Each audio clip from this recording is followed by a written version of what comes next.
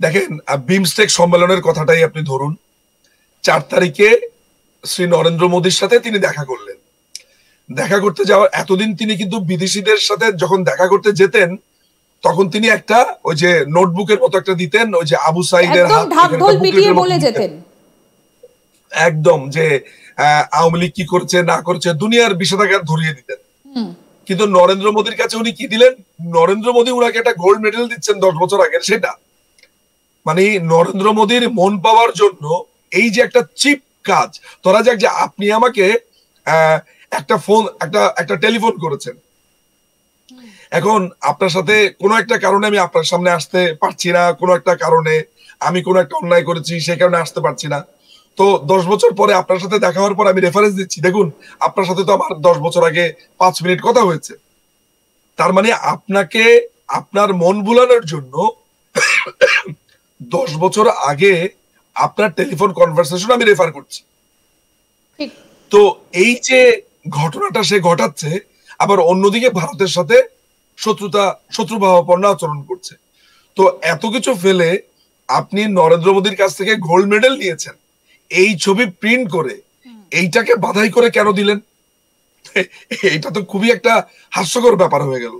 দিনের পর দিন যে আলোচনা হলো সাইডলাইন মিটিং এ, যেখানে বারবার দিল্লির কাছে নোটও পাঠানো হয়েছে যে হাসিনাকে ফেরত দেওয়া হোক, কিন্তু সেই দিন বিমস্টেকে বসে হাসিনার প্রসঙ্গই তিনি তুললেন না, পাছে বিরাগ ভাজন হয়ে যান।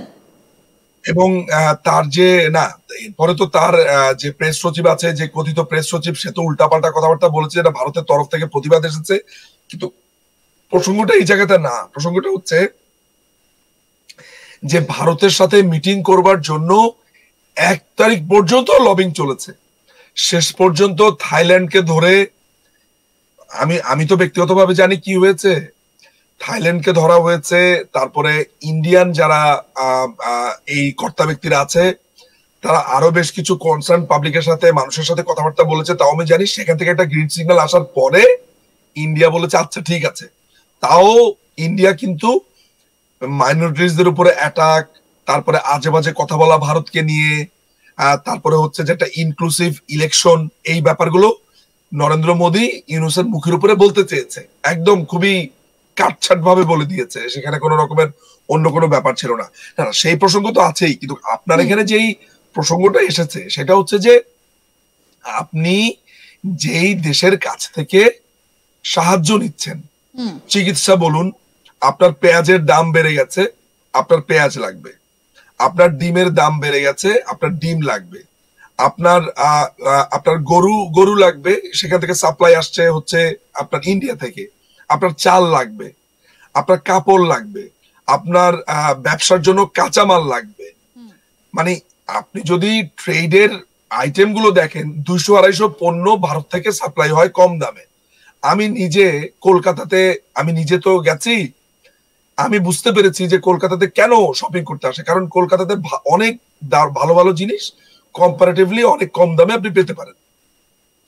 তো আপনি একটা দেশের সাথে যখন আপনি ট্রেড করছেন, তার সাথে আপনার বাণিজ্যিক সম্পর্ক আছে, তার সাথে আপনার ঐতিহাসিক সম্পর্ক আছে, তার সাথে আপনার রাজনৈতিক সম্পর্ক আছে, তারপরও আপনি বাড়ি ফিরে শুধুমাত্র তাকে গালিগালাজ করছেন।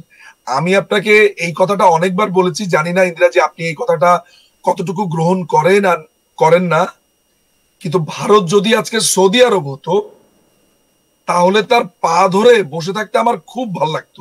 এই কথাটা আমি অনেকবার বলেছি। একদম একদম আপনি এই কথাটা বলেছেন। আমরা যে প্রসঙ্গটায় ছিলাম, যে চীনের it's about religion, it's about যারা এই বিদ্বেষ আচরণটা করছে সবাই না, একেবারেই আমি বলছি যে সব বাংলাদেশি এমন নয়, একেবারেই নয়। আমি যেমন রিজনেবলি আপনাকে অনেক কথা বলতে পারবো, ভারতের সাথে আমাদের ট্রেডের ডেফিসিয়েন্সি থেকে শুরু করে অনেক কথা, এবং মানে এটা অনেক কিছু বলা যায়, সেটা 1-to-1 অনেক আলোচনা হতে পারে। কিন্তু পিওরলি কোনো মানুষ যখন without any reason hates other country, বিশেষ করে ইন্ডিয়া, সেটা রিলিজিয়াস রিজনে, আমি বারবার এই কথাটা বলেছি, বারবার, আর কোনো কারণ আমি দেখি না। এই যে বলছে সীমান্ত, এই যে বলছে হেজিমনি, আচ্ছা আপনি আমাকে বলুন তো যে ভারতের, ধরা যাক শাহরুখ খানের কথা আমি যদি বলি, নওয়াজ আলী সিদ্দিকীর কথা বলি, না মিঠুন চক্রবর্তীর একটা মুভির কথা বলি, কিংবা আমি যিশু সেনগুপ্তের কথা বলি, বা অনির্বাণের একটা মুভির কথা বলি, একেবারে টালিগঞ্জের মুভির কথাটাই আমি আপনাকে বলছি, ঠিক আছে? আমি মুম্বাইতে যাবই না। হ্যাঁ, ধরা যাক আমি গুমনামির মতো একটা মুভি বানাতে পারছি না, সৃজিতের মতো একটা মুভি বানাতে পারছি না। এখন সৃজিতের গুমনামি চলছে, আর বাংলাদেশে আপনার আপনার ধরেন বাবা কেন চাকর চলছে। আমি তো ভাই বাবা কেন চাকর দেখবো না, ওইটা আমার রুচির সাথে যায় না। ওইখানকার ডায়লগ, আমি বাবা কেন চাকর হয়তো বা আমি ওইটাও বাদ দিলাম। এরকম আর অসম্ভব মুভি আছে যেগুলো আপনি অখাদ্য। এখন আপনি গুমনামি দেখবেন নাকি আপনি আপনি সেই স্ট্যান্ডার্ডটার কথা বলছেন যে মানুষ কোনটাকে বেছে নেবে, সেটাই আমরা যে জায়গায় আলোচনায় ছিলাম দাদা। এই যে চীন, আমি এটাকে অ্যাগ্রেশন, হ্যাঁ বলুন। আমরা চীনের প্রসঙ্গে ছিলাম।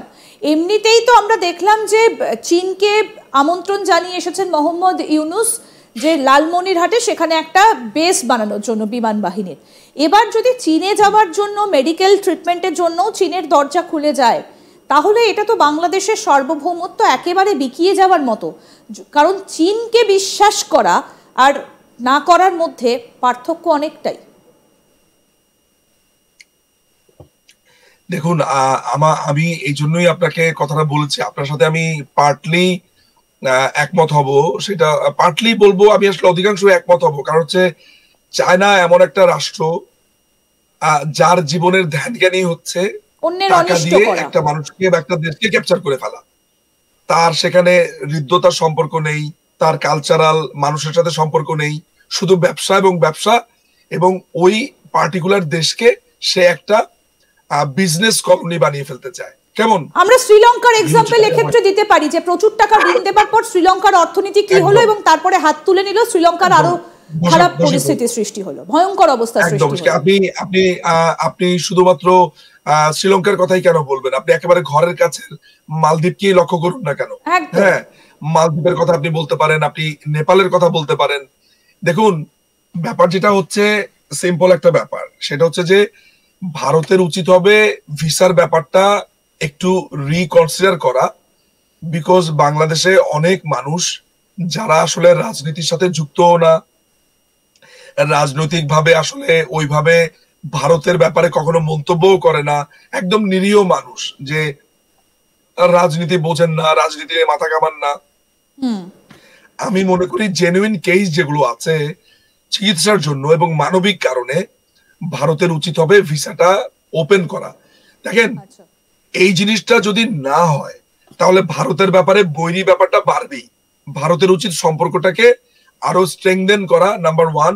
নাম্বার টু হচ্ছে মানুষ যাতে খামাখাই আরো বিরূপ না হয়, কারণ এতে কিন্তু ভারতের কোনো লাভ হবে না। এবং আপনি একটা কথা চিন্তা করেন যে কলকাতার নারায়ণীতে কিংবা অ্যাপোলোতে বা যে হসপিটাল ফর্টিস গুলো আছে বা অন্যান্য যেই হায়দ্রাবাদ থেকে শুরু করে দিল্লি থেকে শুরু করে, এইটা কিন্তু একটা বড় ধরনের অর্থের